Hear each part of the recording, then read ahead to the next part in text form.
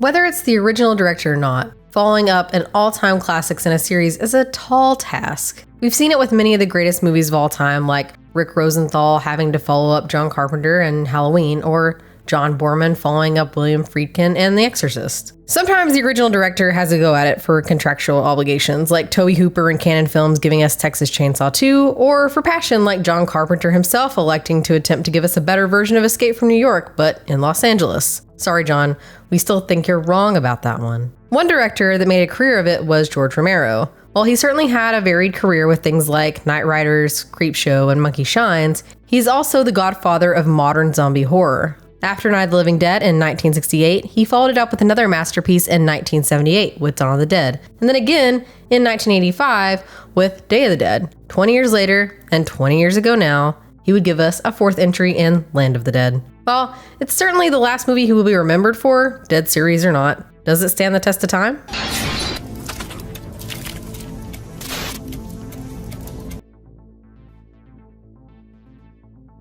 George Romero was never what I would consider prolific in his output, but he was consistent for a while, and the number of revered classics on his resume is staggering. Season of the Witch, The Crazies, Martin, Two Evil Eyes, and The Dark Half all have their fans, and that's without mentioning the shuffling ghoul in the room. Starting with 1968's powerful allegory of a film, Night of the Living Dead, the shadow loomed large over him even when he put out other different films. 1978's Dawn of the Dead, perhaps bigger and even captured the international audience with the help of Dario Argento, who helped produce it and created a slightly different version for European audiences. Day of the Dead would seemingly be the last both in terms of the natural time cycle suggested by the titles, but also thematically with humanity being defeated. 20 years after Day of the Dead naturally ended the franchise, we would get another look at the world where humanity is the disease and the dead have taken over. Day of the Dead's original script was a massive one, and parts of that picture that didn't get used were reworked and expanded on to make a fourth movie that originally had a very different title and even different studio behind its production. George had seen the direction that zombie movies were going as the same year that his opus came to a close. The other mind behind Night of the Living Dead would unleash Return of the Living Dead, and he wanted to move on.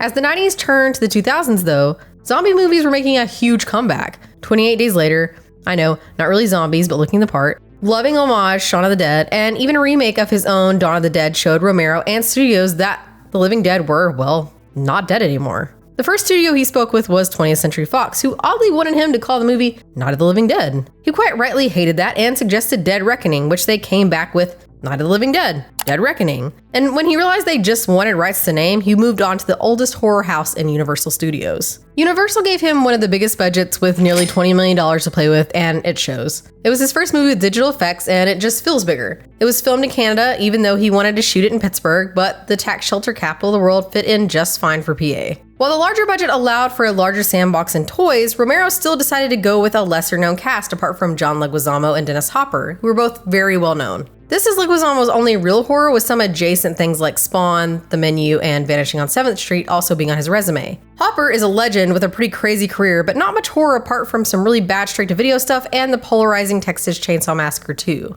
The rest of the cast is filled out by Simon Baker, who was a couple years away from his breakout role in The Minimalist, Robert Joy, and the daughter of friend and collaborator Dario Argento, Asia Argento, as Slack. We would also get zombie appearances from Tom Savini playing his Dawn of the Dead character, as well as Simon Pegg and Edgar Wright, who had impressed George with their loving homage in Shaun of the Dead. The movie follows the now normal end of the world where zombies outnumber living humans, and those humans are doing their best to kill each other off. Dennis Hopper's Kaufman runs a surviving city that is full of the us who live in clean and nice but expensive tower, and them who just try to survive on the streets. John Leguizamo plays Cholo, who runs errands for Kaufman and thinks he will earn his way into the Tower of Fiddler's Green, but is told money isn't the only thing needed, and he's missing something he will never have. Cholo steals a massive truck named Dead Reckoning and threatens to blow up the tower unless his demands are met, and Simon Baker's Riley is pulled out of early retirement to track down the stolen car. An advanced version of Day of the Dead's Bub, named Big Daddy, leads a large army of zombies towards the tower to seek vengeance and ultimately be left alone, and all three stories end up back at the tower where Kaufman and Cholo are dead, while Riley has a vehicle and crew to find his own paradise away from everyone else. The movie had a quite frankly awful video game tie-in and was released on June 24, 2005 to the US, 2 fairly good reviews, and the highest gross in the Dead series aside from the original Dawn, with nearly $47 million at the box office. As we stated earlier, zombies as a horror villain were making a comeback. While they never went away fully, this was a time that they took center stage in a few ways, with running not quite zombies in the two 28 Days Later movies, or the traditional way with Shaun of the Dead that even as a parody is one of the best zombie movies ever made. We would get a mix of the two styles with James Gunn and Zack Snyder's Dawn remake in 2004, and more to follow, including 2 more final zombie movies from George himself. Romero uses his movies to tell a story that is much more than zombies, and this is no different with the us versus them mentality of rich and poor people living their lives. The biggest one is Dennis Hopper's character, who even has a line of, "We do not negotiate with terrorists," which was aimed at the current administration, and Hopper said in later interviews that he based his character portrayal of Kaufman on Donald Rumsfeld. Per usual, in a Romero movie, the effects here are lights out, at least the practical ones. The zombies look great, especially the ones that aren't played by an actor, and the gore effects are incredible. This was the first movie in this series to actually receive a rating, and Romero shot multiple versions of the death scenes. One to get the R rating, and one to be on any unrated releases. This movie's version of Bub, Big Daddy, is also neat, and so is his progression from Bub. He's learned even more, and it's cool to see scenes of him trying to lead his fellow zombies, teach them what to do to proceed, or wake them up from their stupor when the fireworks distractions are going off. There's a natural progression of zombie evolution found in his growth. Related to that, the use of fireworks to distract the zombies is a good effect on 2 fronts. It's a clever tool that's realistic and could be found by the scavenging humans throughout the broken world, but it's also a fun Chekhov's fireworks that you know is eventually going to fail and does near the end of the movie. Elsewhere, a ton of the horror found in Land of the Dead holds up well. The scenery outside Fiddler's Green, particularly the dumping ground, is a horrifying hellscape where the world we once knew is an eerie wasteland that no longer belongs to us. The natural progression of humans becoming increasingly uncivilized is terrifying to see, while not exactly unpredictable with the blatant classicism presented on screen, and we finally have a character willing to just become a zombie, or at least in Romero movies. It's an interesting choice for Cholo, who really has nothing to lose and does eventually get his payback in the next life before being put to a final rest. Before we continue with our video, here's a reminder to click the Store tab on any of our JoBlo channels and browse our collection of the latest and freshest designs in our merch store. Go get you some.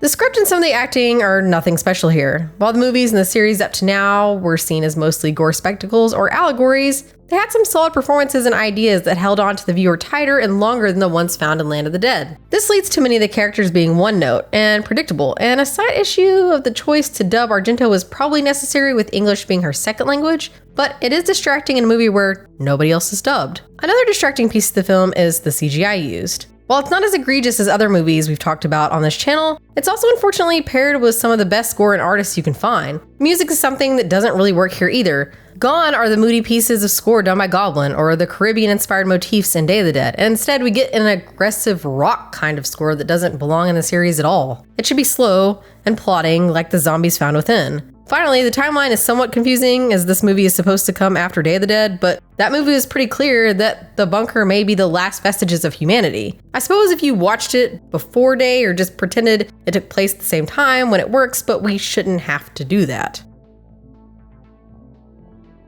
I went into this viewing thinking the movie wasn't good or certainly hadn't aged well, but beyond the misses that we discussed in the last segment, this is a worthy movie. While it is still lesser than its preceding films, that's like saying that the movies that came after Alien and Aliens or Halloween don't hold up. Land of the Dead isn't the masterpiece that Night, Dawn, or Day are, but it holds firm as one of our great director's last good movies. It shouldn't be brushed aside when watching others in the series or even zombie movies as a whole, and even 20 years later doesn't look or feel too dated. Land of the Dead is a reckoning that still stands the test of time.